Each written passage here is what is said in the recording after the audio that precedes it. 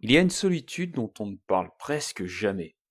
Pas la solitude d'être seul chez soi, mais celle que tu ressens quand tu fais partie d'un groupe et que, malgré tout, tu te demandes si ta place, elle existe vraiment.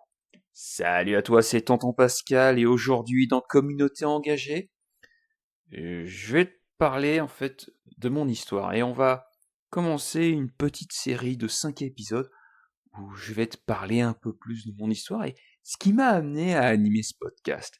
Et si tu animes une communauté et où tu fais partie justement de plusieurs communautés et que tu t'es déjà senti seul sans trop comprendre pourquoi, alors cet épisode et ainsi que la série à venir, c'est fait pour toi. Aujourd'hui, je vais pas t'expliquer comment mieux engager, je vais pas t'expliquer comment fonctionne une communauté. Je vais pas non plus te donner de solution.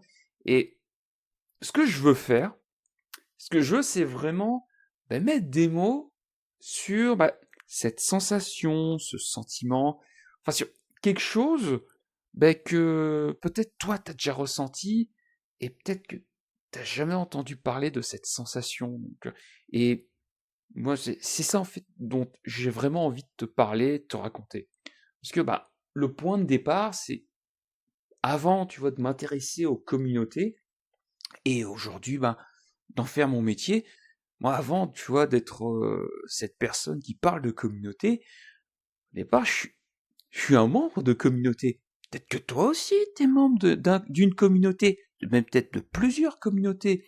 Et très souvent, on est membre de plusieurs communautés sans forcément s'apercevoir qu'on en fait partie. Et moi, il y a des communautés dans lesquelles je me suis souvent investi. Ce sont les communautés en ligne. Et pendant longtemps, moi, je fais partie de ces gens qui ont investi énormément de temps et d'argent dans les communautés en ligne. J'ai appris énormément de choses, que ce soit au niveau de l'alignement personnel ou au niveau professionnel, même en termes de marketing. J'ai vraiment appris énormément de choses, mais il y avait toujours, j'avais toujours le même sentiment chaque fois que j'investissais dans un programme en ligne. Et chaque fois que j'investissais dans un programme en ligne, et ça doit certainement t'arriver, alors pas sur tous les programmes en ligne, mais tu as quand même beaucoup de programmes en ligne où on te vend la fameuse communauté. Et souvent on me la vendait, qu'on me disait que ce serait un espace de soutien, d'entraide, de partage. Alors moi, qu'est-ce que j'ai fait tout connement? Je suis entré avec ces attentes-là. Mais très vite, chaque fois que j'y suis rentré, mes attentes ont été déçues. Et ce qui s'est passé, c'est qu'à chaque fois, j'entrais dans une communauté et je me sentais pas vraiment à ma place. En fait, je me sentais pas à l'aise dans ces communautés. Tu vois, je lisais, tu vois, les posts ou les contenus, j'observais. De temps en temps, ça m'arrivait d'intervenir, que ce soit à travers un like ou à travers un commentaire, mais il y avait toujours quelque chose qui me bloquait. J'étais là sans être vraiment là. Et pendant des années, j'ai eu en arrière-plan cette question, mais putain, quand est-ce qu'il y a quelqu'un qui traitera de cette question de la communauté? euh, Moi, ce qui allait... moi, c'est toujours quelque chose qui m'a fasciné, et je me suis posé cette question, mais putain, pourquoi les infopreneurs, les formateurs en ligne, te vendent de la communauté pour dire que t'as un espace de soutien, alors qu'en fait, putain, quand tu vois en fait ce qu'il en est, c'est loin d'être le cas. Et en plus, chaque fois que je me retrouvais dans une de ces communautés, il y avait toujours la petite voix intérieure qui parlait. Tu vois, il y avait toujours cette question, et tu sais, c'est pas la question, euh, c'est la petite voix, mais c'est pas le truc le plus évident. Parfois, tu peux mettre des mots, mais chez moi, en tout cas, ça s'est souvent traduit par une sensation, un petit sentiment de malaise.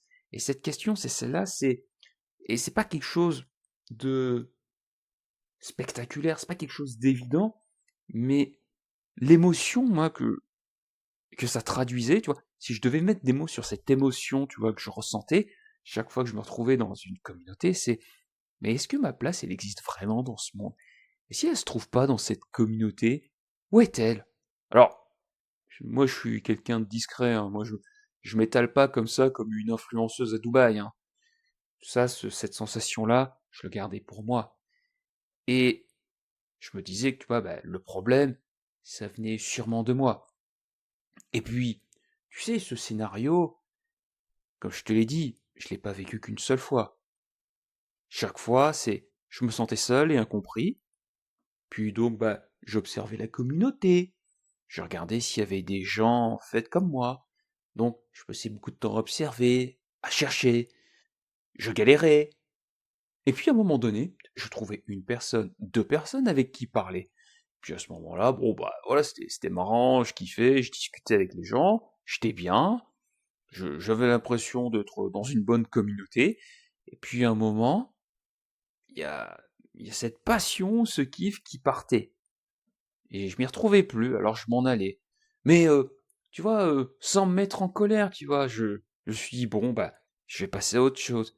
Et puis, je suis tombé sur une autre communauté, et puis tu vois, le discours, on me le vendait bien.